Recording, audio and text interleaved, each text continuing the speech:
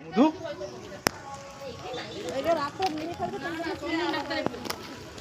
পায়েল, এতগুলো জুতো কি হবে তোমাদের? তুমিও পরে লিছ? তাহলে কি যে আসবে একটা করে দেবে নাকি? আচ্ছা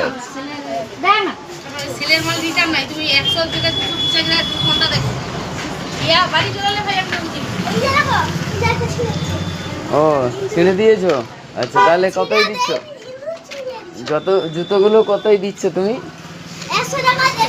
আর কাপড়? 100 টাকা। আর ব্লাউজ?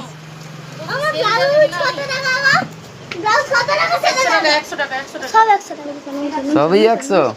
আচ্ছা ঠিক আছে। ভালো ব্লাউজ